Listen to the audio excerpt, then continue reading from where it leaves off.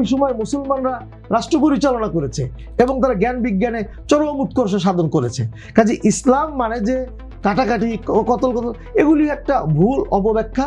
না, আমি এক বাক্যে ওটা বলার সুযোগ নেই, আমি এক বাক্যেও বলিও নাই কখনো।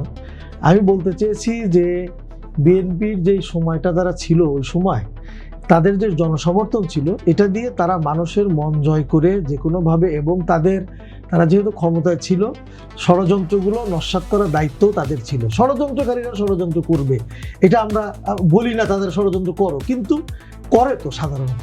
তো সেই জায়গাটাতে তারা যদি পারতো এটাকে স্মুথলি ক্ষমতা ট্রান্সফার করা এবং ক্ষমতাটাকে বা মানুষের মন জয় করা, তাহলে কিন্তু আমরা ওই সময়কার যেই দুর্ঘটনাগুলো দেখেছি এটা হয়তো আমাদের দেখতে হতো না।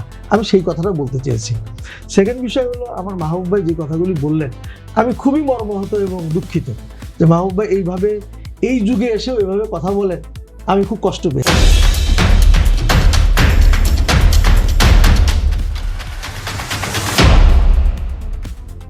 যে আসলে ইসলাম সম্পর্কে ধারণা থাকা দরকার। আমি অ্যাজ এ মুসলিম হিসাবে, আমরা যদি ইসলাম সম্পর্কে ধারণা না থাকে, তাহলে যদি ভুল ব্যাখ্যা যদি উনি করতে থাকেন এভাবে, তাহলে মানুষের কাছে ভুল মেসেজ যাবে। আমি কিন্তু কখনোই বলি নেই ইসলামে বিরোধী মত থাকবে না, উনি টেনে নিয়ে গেলেন ওই জায়গায়। আমি বললাম সংসদীয় সিস্টেমের মধ্যে নামের কথাটা বলেছি। বিরোধী দল থাকবে না কেন? বিরোধী মত, ইসলাম সবচাইতে বেশি বিরোধী মতকে সম্মান করে।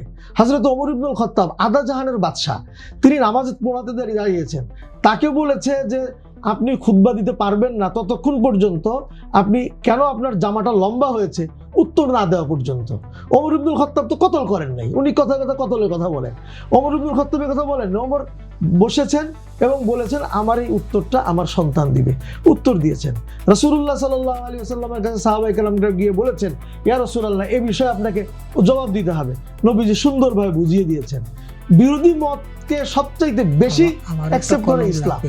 কাজে ইসলামকে ভুলভালভাবে ব্যাখ্যা করার কোনো অবকাশ নেই।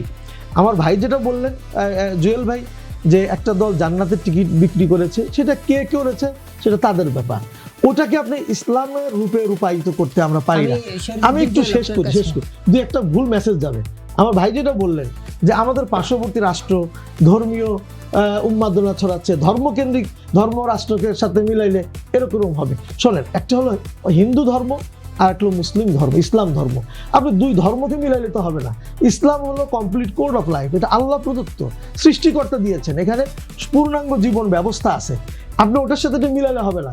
আপনি একটু আগে বললেন যে জ্ঞান বিজ্ঞানে ভারতবর্ষ উন্নত ছিল এক সময়, পরবর্তীরা নষ্ট করেছে।